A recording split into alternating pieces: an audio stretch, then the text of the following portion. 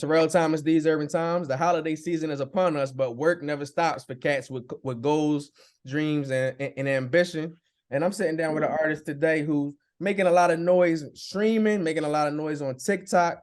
Originally from Chicago, Illinois, but his sound is going international. It's a pleasure to sit down with you today. How you doing? Yes, sir. Yes, sir. SFN, something from nothing, baby. That's me. What's going on, boss? No complaints, no complaints. We love that. Something from nothing. But yes, I want to talk about your career and honestly elaborate on your name. Something from nothing. How did you come up with that and why? Like, why did you decide to go with that?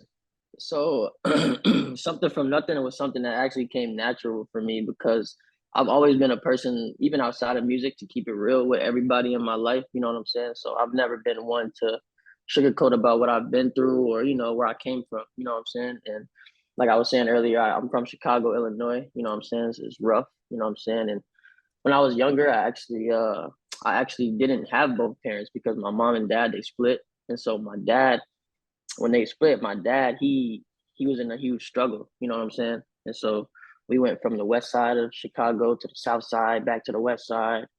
You know what I'm saying? There was times where, he couldn't afford a living spot for us. We had to go live with family. And, from for me, I really came from nothing because not only was my dad struggling before he was able to do something for us, but I chose to take the harder route. I left the house when I was younger, so I was really out here doing everything on my own, trying to make my own bed. So when I went to lay in it, I was comfortable as can be. You know what I'm saying? When did you know that music was for you? When did you decide that, like, this is something that I can really be successful in, something that I want to chase? And when did you decide it was for you and start actually recording? So when I was in high school, I dabbled a little bit because I had some friends who wanted to do music and stuff, and we actually had a studio in our high school, Oak Park River Forest High School in Illinois. Shout out to them. They had a recording studio in there, and so we would go like at lunchtime after school, and we would record some tracks and stuff. So that was actually my first time recording in high school. I think it was around 2014, 2015, and I made some tracks that got a little traction, but I was like, I'm just going, continue doing what I was doing, which was sports. So that was the first time I actually got on the mic. But it wasn't until I moved to Florida that I was like, I still have a voice, a talented one. So I pursued it. You know what I'm saying?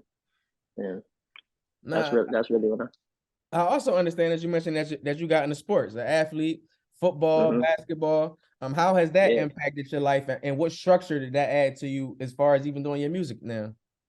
Yeah, so since I was young, I've always been into sports: baseball, football, basketball, soccer. But the ones I pursued as I got older were basketball and football. And as I got older, I cut it down to one. So I ended up going to college and play football for 2 years. But football and basketball, sports period, really opened up a different network for me, a network of different types of fans and people that were not only rocking with me for my music, but rocking with me because I was good at sport. And then those people to see that, oh, this kid is talented in other things. He can do music too. So that, that was big for them to be like, man, like that's my boy. He do music, he plays sports. So I think that sports really did help me out, like creating a bigger network for the fans that I have now and like those long-term supporters. For sure. Okay. Social media has played a huge role in our music realm today. We see artists, whether it be Instagram, we see on Twitter, and now we see TikTok. We see people really taking off. And you've had a lot of success recently on TikTok with your latest single, "Here to Stay." How did that single come about? And talk to me about the collaboration that you had. Yeah, so "Here to Stay" is actually it's an EP. It's a 12-song EP that me and the label we put together. It's another artist on there with me. His name's Ace, and then the point of the EP was more so to put the brand of the label out there because with the industry nowadays, there's a lot of people in competition, but with the personnel that we had on our label, we thought it was best to show that this isn't a competition. If we bring these artists together, then they can make these fire songs, and it was a team effort. It wasn't like, hey, I'm better than him. What I'm saying? So but yeah, "Here to Stay" has been doing very well. obviously social media is very important. I'm actually on my third TikTok. The first two that I had over a million, likes, and like, but it wasn't until like, I wasn't always taking TikTok serious for music. Like I was just a personality guy on there. You know what I'm saying? Okay. So like nowadays, I'm more music oriented on there. Like getting genuine fans and genuine love. But yeah, Here to Stay SB Global EP is doing very well right now. So feel free to go check that out. Some big hits on there. Traction is my favorite. So Okay. most definitely. That's what I wanted to dive in and ask you. What is your favorite track? So, what you answering that question? What track would you say, from a creative standpoint, meant the most to you? Maybe when you were writing a record, maybe when you were in the booth. What track stands out from a creative aspect? From a creative standpoint, for me, I would have to say Shots because with the other artists that's on the tape with me, we were able to put each were able to put a single on there, and Shots was my single, and Shots is like it's important to me because it shows like how versatile I am all in one record. You get a mixture of R&B, pop rock, and hip hop in that record. You know what I'm saying? And it's really a club banger. So you got all of those genres, and then you go to the club and you hear shots, shots. You know what I'm saying? Like it's just a good vibe. You know what I'm saying? So that's the one that I'm most excited about. You know what I'm saying? Who are some producers in which you've had an opportunity to work with so far? Producers. So there's a couple that I keep in my network of Okay. people here in Orlando, Florida. There's one that I've done a couple songs on to his beats. His name is Benny Smoke. There's a guy named Ross Gossage who I dabble with a lot because his beats really fit my sound or pop rock, pop punk stuff. And then there's another guy named Zebra Tiger. And then there's another cat named Rex Kennedy over here in Orlando who's great. He can't miss. He's one of those guys who you'll definitely see in the future for sure. A lot of times people hear Orlando, and they might think of Disney World, they might think of the Mm-hmm. Orlando Magic. But for people who haven't had a chance to get to Central Florida, what's the music scene like out there? I honestly, I think the music scene nowadays in Orlando is what keeps Orlando relevant in social media and period because there's so many artists who years ago were upcoming and now are standing on the throne. You know what I'm saying? Per se, like I don't want to say the throne because everybody's in their own bag, but there are these artists who never gave up. You know what I'm saying? I always talk when I talk with my people that I went to high school with. I always say there was only like 4 or 5 of us that were dream chasers you got you got me that's pursuing a dream in the music industry, and then I got a couple buddies that are in the NFL. And I would always say like, there were only 4 of us that really were dream chasers. You know what I'm saying? And so like the Orlando scene, I would definitely say is hefty for music right now. It's if I would say one thing though, if everybody would work together, whereas to trying to be in competition, everybody would it would be better for everybody. You know what I'm saying? Because talent won't go unnoticed. But it is what it is. There's a gatekeeper. There's gatekeepers to every city, and I don't believe in politics when it comes to music, but I'm sure there's a little bit of that too. Yeah, You know what I'm yeah, you're saying? right. It's the entertainment world, so it's definitely a little bit of politics that are involved in that whole realm. Once again, Terrell Absolutely. Thomas, These Urban Times, and I'm sitting down with SFN right now, finding out what he's got Yes, going sir. on. We conclude 2022. But what are you working on individually? We know that you had the compilation project out, Yeah. but So what are you working on individually? So my thing individually is it's all about for me it's about picking the songs because over the past 2 years I've accumulated over 400 records, and That's if I'm being realistic, like the people who I let put ears to it, my label, like they're all hits. So we're just trying to figure out how to put them in the right lane with the right title and say, hey, this is what this is called. You know what I'm saying?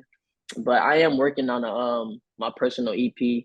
It's gonna be dropping shortly after I go on my Atlanta media run. So I'm gonna knock some interviews out there and then have an EP dropping and stuff. So that's gonna be good. I think that when my EP drops and people can just hear my voice alone is when they'll really start to gravitate towards the new sound that I'm trying to push. Do you have a title yet for the EP? Do you have a roundabout figure as far as how many tracks you want to put on this project? I'm looking at 12 to 15 because as I spoke with my manager, we talked about all of the songs that I did last year, and that was when I first started like dabbling into the pop genre, and like we heard those songs this year, and we were like, man, like these are the songs that we might have to drop. So um, I think we're looking at like maybe 10 to 15 songs, but if I had to like give a for sure number, it would probably cap off at 12, but 12 bangers, 12 plaques is what we say. You know what I'm saying? I respect that. I do Absolutely. know that in your off time when you aren't creating music, you keep your eye on what's going on in the NFL, and you're a Green Absolutely. Bay Packer fan. Things Yes, haven't sir. been the Cheeseheads haven't had the successes in which they've had in the past as of recently, but they did just pick up a win on Monday night. And Aaron Rodgers still looks good. Talk to me about your team, and do you have any faith that they can still creep into the playoffs? Well, like I said, I'm a diehard Packers fan, so I'll always be behind the Packers. Go Pack, go! You know what I'm saying? Frozen Tundra. I feel like that's my birthplace. You know what I'm saying? But I think that losing Devontae Adams was hard for us. You know what I'm saying? Because he was one of our early franchise players, and you don't always get someone who comes right out of the draft and is a superstar. Man, that's what he was for us. And to have a quarterback like Aaron Rodgers, and for when he came on the team to be playing alongside Jordy Nelson was huge.